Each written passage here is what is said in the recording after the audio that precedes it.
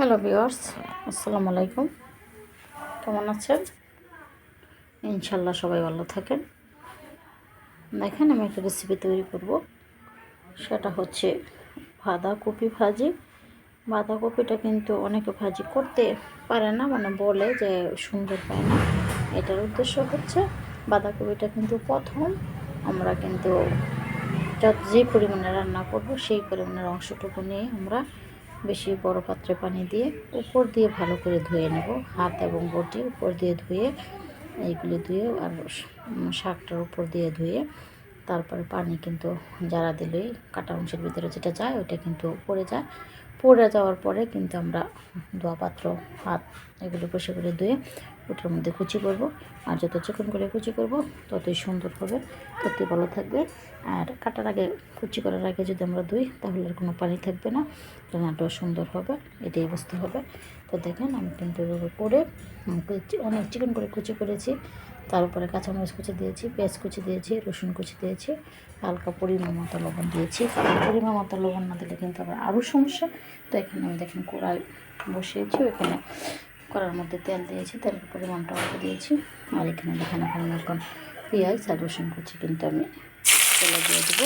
কারণ তারপর আমি বাদামি কালার করবো, ওই জন্য আমি থেকে তেলে পরিবেশন করলাম। সেটা বাদামি কালার করে তারপর কিন্তু আমার করতে হবে, শাকটা দিতে হবে। আর এটা আমি আপনাদের কিন্তু যত চিকন করে কুচি করেন ওটা কিন্তু টেস্টটা কিন্তু অনেক বুঝতে হবে। আমি কিন্তু অনেক চিকন করে কুচি করেছি, অনেক। যত চিকন করে কুচি করবেন ততই টেস্ট লাগবে, অত স্বাদ লাগবে এবং অত সময় অল্প লাগবে, এবং এটা কিন্তু সুন্দর হয়ে রান্না করা হবে। কালার পরিবর্তন হবে না, টেস্ট নষ্ট হবে না। এই জন্য চিকন করে কুচি করতে হবে, এটাই কিন্তু বুঝতে হবে। মেন উদ্দেশ্য হচ্ছে এটা। তো দেখেন, আমার কিন্তু রসুন কুচিটা কিন্তু বাদামি কালার হয়ে গেছে। বাদামি কালার হলে এটা কিন্তু অনেক টেস্ট, অনেক স্বাদ, আলাদা একটা সেন্ট, অনেক অন্যরকম একটা প্রাণ আসে। এজন্য সবসময় বাদামি কালার পরিষ্কার করে দেবেন। এখন কিন্তু আমি উপরে লবণের অংশটুকু আগে দেবো, কারণ যাতে আমার এই পেঁয়াজ রসুন কুচিগুলো উল্টায় উপরে আনতে পারি। কারণ উপরে আনলে আমার এটা আর সুন্দর থাকবে। দেখুন হয়ে গেছে, দিয়ে দিলাম।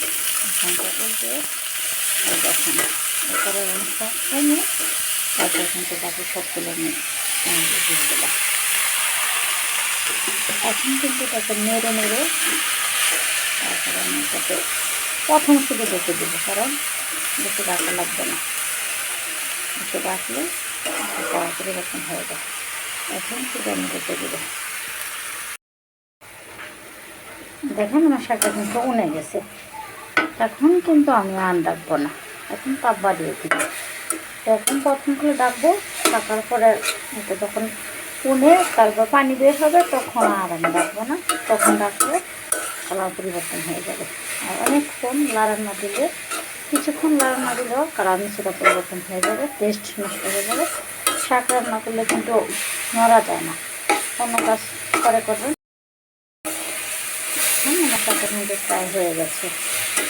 এখন পানি নিই, আর সেটার কালারটাও সেরকম হয়ে গেছে। এভাবে শাকটা কিন্তু নাড়তে হবে, কারণ শাকটা না নেড়ে যদি আমি চুলার তাপ বাড়িয়ে দিই তাহলে নিচেটা কিন্তু শাক লেগে যাবে। মানে যে মজার সেন্ট নষ্ট হয়ে অনেকটা কালার আসবে এবং সেন্ট অন্যরকম আসবে।